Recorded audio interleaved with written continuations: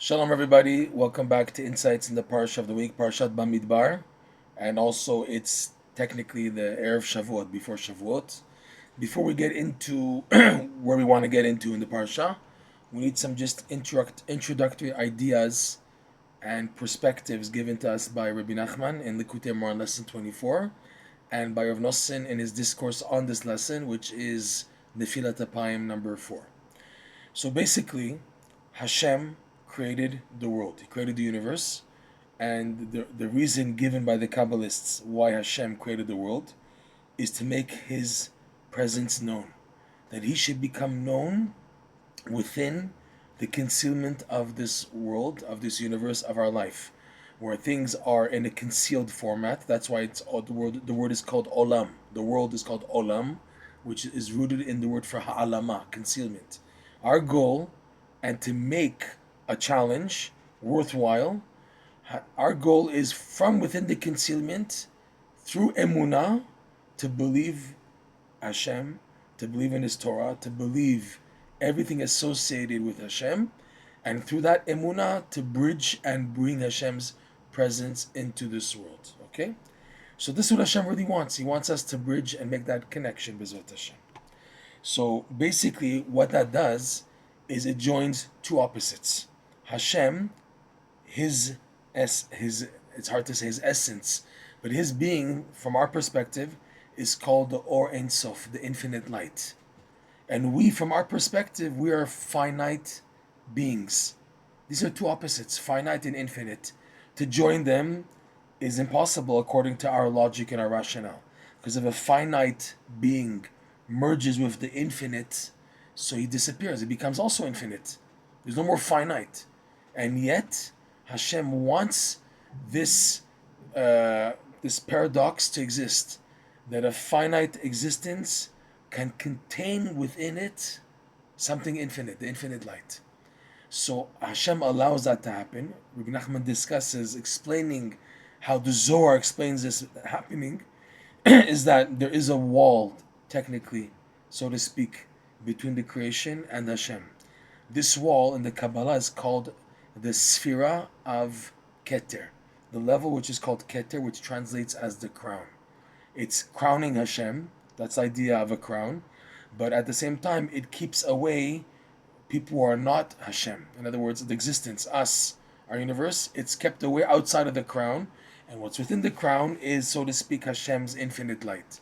So the crown, how it works, is that in order for there to be a merging of these two, the crown pushes back the finite existence, the finite beings, human beings, when running to pursue Hashem. So the Keter serves as a wall, and that wall forces the finite being, the human being, to be pushed back. And in this pushed back state, which is at first bewildered, confused, because a person is trying to connect and is being pushed back. But this pushback is really an initial stage, a preparation to receive the infinite light. This is the way the paradox joins, is that the pushback, which is what's happening, it's like a confusion, a bewilderment, yet this allows for the infinite light to come into the finite existence, but in a touching and not touching format, called by the Kabbalah mate vela mate, reaching and not reaching, touching and not touching, running forward and then being bounced back. This is the way Hashem's existence comes into the world. That's basically the test. The test is when a person experiences setbacks in his spiritual pursuit to come closer to Hashem, how he takes them. Does he take them with emunah, that this is the stage for Hashem to come into my life? Or does he say, Judaism is not for me, Yiddishkeit is not for me, Torah observance is not for me, I get pushed back like this, I'm trying to do good, they push me back, so long, I don't need you, chas v'shalom. But that's how many people unfortunately think. When the push gets to shove, they say, okay, I don't need this, I can enjoy myself in this world, if anyways, nothing is worthwhile. Which is the wrong way of thinking, of course. But this is the test where Hashem's presence is made to shine into the world. So basically, Reb Noson explains, based on this idea, that Hashem wants His light to shine into the world. The means is the Keter. And more than this, Reb Noson expounds on what Rebbe Nachman teaches and what the Zohar teaches, is that the whole secret for the creation to continue to exist even though it's finite and it seems to be running according to the laws of nature, still the way for it to function is that there has to be I don't have to say constant, but there has to be an influx of light coming from the infinite light shining into this world, and that is what causes the sustainment and the existence of this world. There has to be that connection. It has to be. It's not like optional. For the world to exist, it has to be some type of connection to the infinite light. Here Rebbe Nachman teaches it's done by the struggling of Jews, of people who want to connect to Hashem and being bounced back. That's what enables them to receive infinite light, not just for them, but for boosting the whole creation. Okay? But basically for this to work, Rebbe Nachman teaches the prerequisite is being b'simcha, being happy, doing mitzvot with happiness. This is what allows a person, when he reaches on his personal level, wherever it is, on a low level, on a higher level of tzaddikim, wherever he's holding, when he's ready to face the Keter, he gets pushed back. And according to how happy he is in trying to serve Hashem, that's how much of a better chance he has in taking the setback in a positive vein and using it as a stepping stone to shine the infinite light. So basically, again, the idea is Hashem wants this connection of the infinite light into the finite existence, even though it's two opposites. And the mean for that is the Keter. Okay? With that said, Reb Noson goes into the concept of counting, the numbering system. A side point, he says, you see, from the way mathematics works, you see the hand of God, the presence of Hashem in mathematics. Where do you see that? In mathematics, we count up to number 9. 1, 2, 3, 4, 5, 6, 7, 8, 9. 10 is basically a repeat of 0, which was before 1, right? Because 10 is 1 and a 0. And then you start again. 11 is a repeat of 1, just at a higher level. But we had to go back to 1 to get the 11. And 12, you have to go back to the 2 to use the 2. It's a repetition, but on 10 levels forth. But it's a repetition. It's not like there's a special number for after 9 that doesn't have a 0 in it. There's no special number for 10 and for 11, for 12. These are using digits that were already there from 1 to 9 and repeating with them. So you have 99, 1,000, and then you have 1,999, and then 2,000, you have 1,000,000, 2,000,000. All these are using the 9 digits and always going back to 0 to start. So the idea of the 0 is always like doing a reboot to reconnect to the infinite light, which was before the creation, and then we start numbers. The numbers, existence of plurality, is only in this world, this finite existence. Singularity, before numbers. What's before 1 is the 0. That's like when only Hashem in existence, before numbers, okay? So in mathematics, that after 9, they go back to 0, shows that there's always reconnecting to Hashem's infinite light, His existence, whatever, His infinite light. We're always reuniting with Hashem's unity when going back to 0, 20, 30. You're going back to 0 and starting again, it's reconnecting to Hashem. Plus, Reb Noson adds, the fact that it works is that numbers go up 7, 8, 9, and then pushed back, starting again at 0, 20, or 10. You go back. That's the idea of the Keter. The Keter being the wall, pushing back to start again. Because that's how it works, like we said. That when the Keter sees a person running forward to pursue godliness, to come closer to Hashem, he is pushed back. And most of the time, it's all the way back, all the way down, to start again at 0. But he's advancing, because it's not like 0 to 1. Now it's like 10 to 11, or 20, 21. There is an advance, okay? But always you have to go back to the beginning to start, and you go higher and higher and higher. And that's what Hashem wants, that we reconnect to Hashem, like Reb Noson's wording in the Likutey Tfilot, beyeter se'et veyeter oz, with more strength and more boldness to reconnect. So this, in the mathematics, we find Hashem's presence, which is absolutely amazing. But Reb Noson wants to point out that this is the idea of numbers. Numbers is a plurality. Numbers in themselves is dangerous, because numbers connote just this worldliness without God's presence, up to number 9 at least, okay? So this, Reb Noson explains, is also why it's so dangerous to count the Jewish people. When you count Jewish people, God forbid, you allow, God forbid, for magifa, for plague to enter, and disaster. Why? Because by counting a Jew, and the idea of a Jew is that he serves as the connector between the creation and God. by Jews doing mitzvot. Mitzvot means on one hand a tzivui, a commandment, but mitzvah also is from the root of tzvat, which means a connector. The Jews, through their mitzvah performance, are the connectors between this world and Hashem's infinite light. That's the whole idea of all the mitzvah performances of a Jew throughout the day, is that we're the ones responsible for the whole creation to shine in the infinite light into this world through the mitzvot. We're going in and out, in and out. We have ups and downs during the days, but we're always attempting to connect by the brachot we do, by the mitzvot we do, so we're in and out. So now when, God forbid, Jews are counted, so it's like cutting them off from that connection.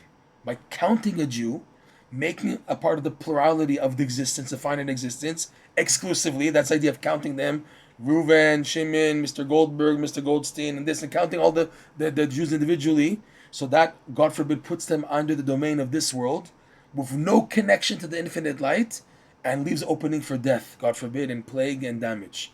So instead of that, the Torah prescribes, we don't count the Jewish people. If you want to do a census, so you want to know how many Jews there are that left Egypt, how many Jews are after the golden calf, how many Jews now after the Mishkan was erected. So how do we count them? We count them instead by counting tzedakah, nishkalim, half shekel coins. That money goes towards the Mishkan. And every Jew gives a coin, and you count the coins, and that's how you know how many Jews there are. That's the census used. Now, that explains the idea of the census in this week's Parsha. That the counting of the Jewish people is done through what's called beka legulgolet, a coin per head. Beka is like a coin. Legulgolet, per head, per skull. Legulgolet. Who was counted? Only male Jews from 20 and up. Okay? So, what's the idea of counting Jews number one at 20? And then the wording beka legulgolet, which is a half shekel coin. So, Reb Noson also explains, the age 20 in Hebrew is the letter kaf. The letter kaf is the opening letter of the word for keter. Keter starts with the letter kaf. And there's a rule in the Kabbalah that any word in the Hebrew language, the opening letter of the word contains the general characteristic of the future word. Right? Limud, lamed, learning. There's a lamed connected to the idea of learning. Okay? Keter, like we said, is the idea of the crown. The kaf is a keter. And like the Zohar is wording, and like Rebbe Nachman quotes this wording in his Likutey Moharan lesson 6. Ein keter belo kaf. You can't have keter without the letter kaf. What's the idea? The kaf is curved, it's bent. It's a letter kaf is curved. Meaning that in order to receive the light of the keter, a person has to be bent. He has to bend himself. He has to have some type of submission in order to receive the light of the keter. So the number 20 is associated with the keter. So in the census, this week's parsha, the Jews were counted from the age of 20 up, to indicate that once they reach the age of 20, they're now, even though a Jew becomes, obligated for mitzvah at bar mitzvah, but still at age 20, it's considered a type of maturity that his mitzvot go a long way, much more than a bar mitzvah boy. It's now considered like a real serious adulthood at age 20, where a person is able to take responsibility. Proof is what the Torah says, that any Jewish soldier in the time of the army, of the time of the Torah, of the Beit HaMikdash, etc., the time of Joshua, Moshe Rabbeinu, okay, Jewish soldiers, the times of King David, King Solomon, they entered into being a soldier at age 20, not under 20, because 20 accesses the Jew to the Keter. His age allows him now to have accessibility to the Keter, and that his mitzvot and his activities have a strong, firm means to receive from the Keter, to connect to the Keter, to the infinite light. Okay? So the census was at age 20. Another wording of the donation, beka legulgolet. Beka, like we said, means a coin, and legulgolet, a skull. Legulgolet, a skull, in the Kabbalah, also refers to the Keter. The Keter, a crown, is placed on a physical king's head, on the skull. So the Gulgolet in the Kabbalah is another term for the Keter. Beka, on one hand, means a coin, but Beka also means a beki'ah, to make an incision, to make a crack. Beka legulgolet, to make a crack into the Keter, okay? That's the idea of counting with the coins. The census of the Jews on a positive vein, not to cause damage, not to cause destruction, not to cause death, when done through counting the coins, is of tremendous benefit. Take a look at Rashi. Let's take a look at Rashi in this week's Parsha. Okay, Rashi on the very first verse. The opening verse this week's Parsha Bamidbar reads like this. וידבר השם אל משה במדבר סיני באוהל מועד באחד לחודש השני בשנה השנית לצאתם מארץ מצרים לאמור. So the verse reads, and Hashem spoke to Moshe in the desert of Sinai, in the tent of meeting, on the first of the month of Iyar, the first of the second month, in the second year that they left Egypt, saying. So Rashi already jumps, because what he's going to say is to start counting. The next verse, Miben, he says, so I'll read the second verse even.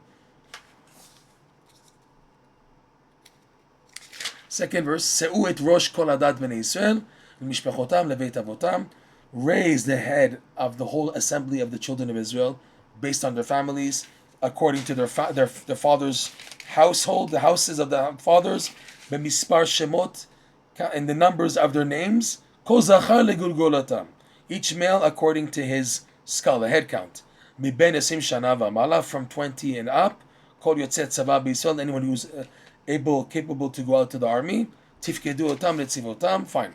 I want to get to the point. Rashi on the first verse. Mitoch chibatan lefanav. What's the idea of the census here? Mitoch chibatan lefanav, because through Hashem's cherishing, Hashem's love of the Jews before Him, moneotam kol sha'ah, Hashem counts them literally kol sha'ah, at every time. It's not every time literally, but we see there's a few census of the Jews in the Torah. When the Jews left Egypt, Hashem counted them. The commentators in Rashi say, where was this? The verse that talks about in Parshat Bo, when the Jews actually began to leave Egypt, it says 600,000 ragli, levad mitaf v'nashim, that the Jews leaving Egypt were 600,000 men, besides, and adulthood means from age 20, obvious, besides the children and the women. That's when they left Egypt, they were counted. Or the Hashem counted them. The Torah actually tells us the number of the Jews leaving. Right? And then when the Jews, those who fell at the golden calf, who died, were killed at the sin of the golden calf, again Hashem took another census to count how many are left.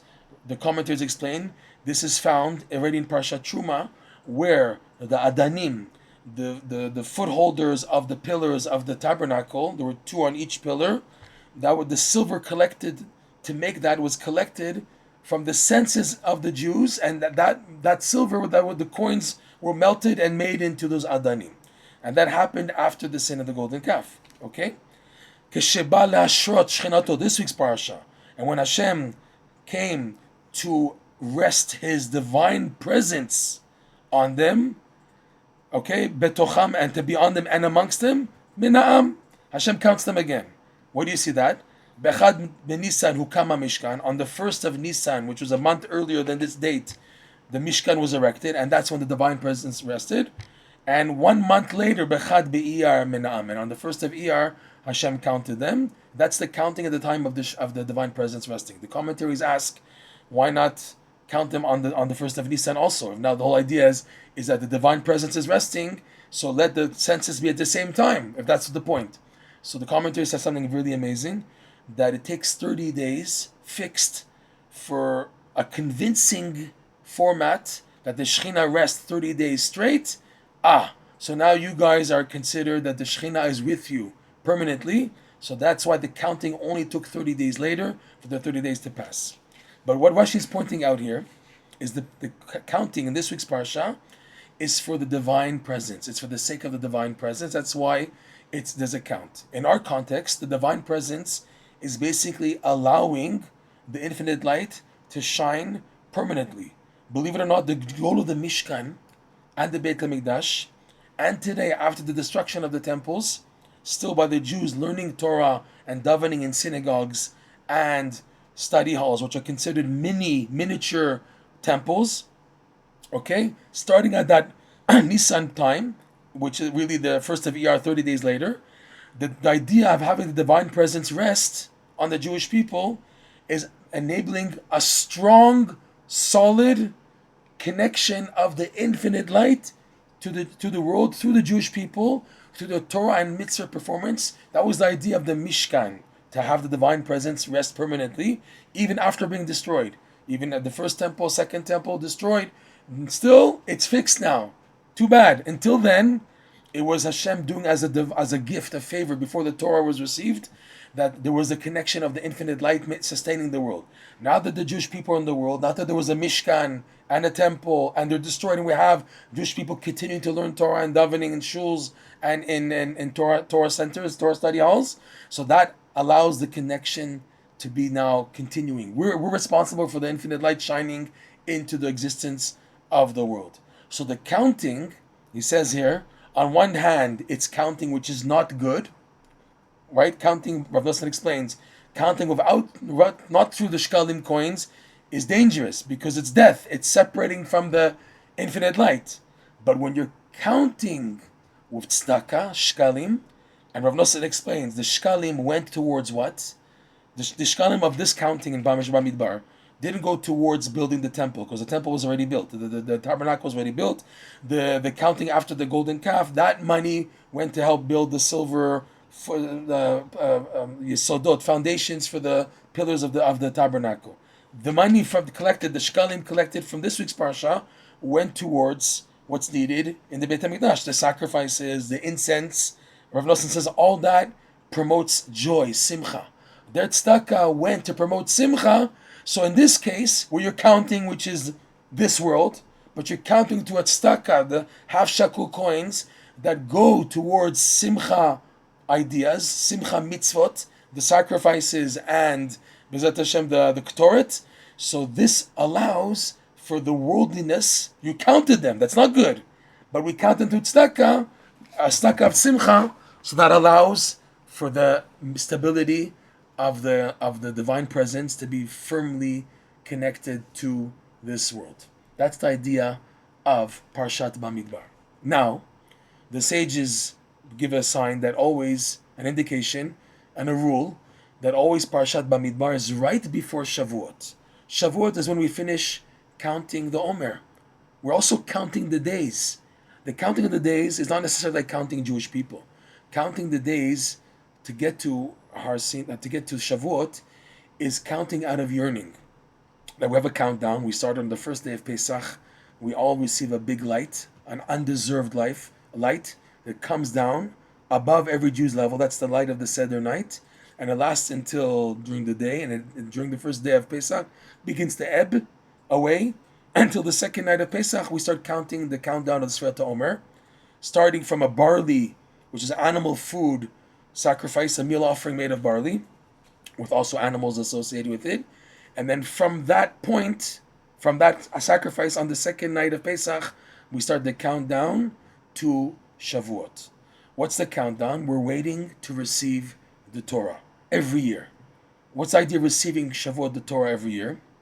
We're seeking the idea of Shavuot on the 50th day after the 49 countdown of Sefirat HaOmer is also a representation of shining the light of the Keter. The Keter also, besides being number 10, there's a multiple of 10, 20, 30, 40, 50. 50 is a multiple of the Keter, of number 10. So it's considered also, it's a deep thing in the Kabbalah, why 50, why not 10? Why 5 times 10? That's a separate idea. But just note that the 50th level is considered the light of the Keter. Here, as a Jewish people till today, even without a temple, we count down to re-receive the Torah. What are we looking to re-receive? An ability of the Keter to shine into us greater levels of the infinite light through the Torah that we learn. To use the Torah that we learn all year round, that Hashem should channel through what we're learning. If it's Chumash, Tanakh, Mishnah, Gemara, Shulchan Aruch, Midrash, Zohar, Kabbalah, Chassidus, Musar, whatever Torah you're learning, that it should be a means that Hashem shines to you messages from the infinite realm, the infinite light, to you. That you're getting a message from God directly to wake you up. You're not just reading a dry, dead, chas v'shalom, God forbid, text, but you're reading a text that's infusing you with an emunah and a light that you need in order to survive and to face your challenges in your life. That's on a national level where we're counting down. They're counting the days. Counting, again, is not so good. That's why, by the way, Sefirat HaOmer is considered a dangerous time, a time of mourning, and it's not good to do things, they say. Rabbi Akiva's students, 24,000 students passed away, so we have many restrictions. Even if those who hold until Likutey Moharan or until Rosh Chodesh Sivan, still the Arizal says, for example, you should not get a haircut until right before Shavuot. The Rashash, by the way, just want to say, he said that if they wouldn't stop me, I would even continue into Shavuot not to get a haircut. There's deep things about the idea, the hair growing. Hair is not considered something holy. It's considered dinim. That's why we cut our hair, except for the parts of the payas and the beard. But the top head of a man should be trimmed, okay? Ideally, so letting it grow long is considered dinim, okay? Judgments.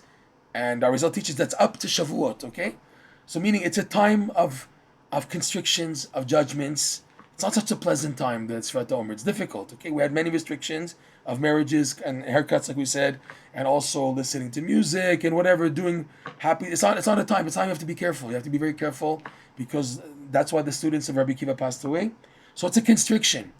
But yet we're counting it down. And in the countdown, we're yearning to get to Matan Torah. So what are we yearning? What are we yearning exactly?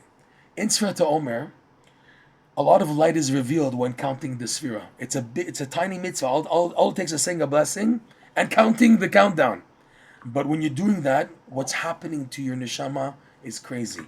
You have some nights where you can be truly inspired to say the Sefirat HaOmer, and other nights you feel so dead, you feel out of it, and you feel as if Hashem wants my countdown. What's it going to do? What's going to help me? This is the idea, the test of the Sefirat HaOmer, that through thick and thin, you're still holding on. Even though my deeds are so bad and they contradict what I want, but still I want to be a good Jew. I want to come closer to you. So Hashem, even though I have so many ups and downs, especially during the Sefirat HaOmer countdown, I have one day where I'm flying, another day, let's just do it already. Still, you're doing the countdown. And by holding on and counting all the days, so you get the goodies at the end, you get to the 50th level, which is Shavuot, and you're entitled to receive the light of the Keter B'ezrat Hashem. That's the idea of the countdown. So now, right before Shavuot, Parshat Bamidbar, where we're getting we're relearning the parsha of the census of the Jewish people, okay, where again the money of the shkalim went towards the Beit HaMikdash, the korbanot, the sacrifices, and the Torah, which are all happy events. So it's a countdown which is positive. All that to help us boost the final leg between Shabbat Bamidbar until Shavuot, to finally get the countdown done properly and to make it to the finish line, B'ezrat Hashem. So basically, the countdown, counting Jewish people, is in itself a negative thing, but when counted through the coins, the charity coins, and where especially the charity coins are going to a tzedakah, a very high tzedakah of simchah.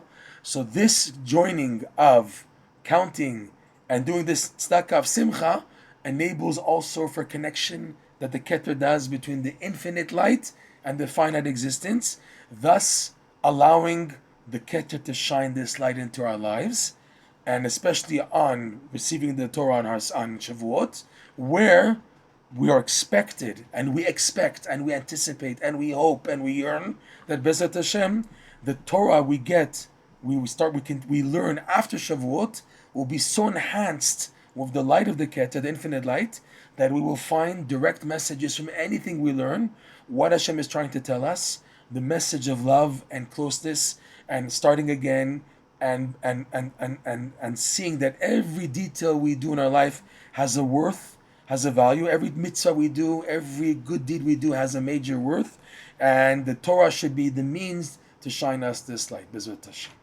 Hope that was clear. Shabbat Shalom and Chag Sameach. B'ezrat Hashem.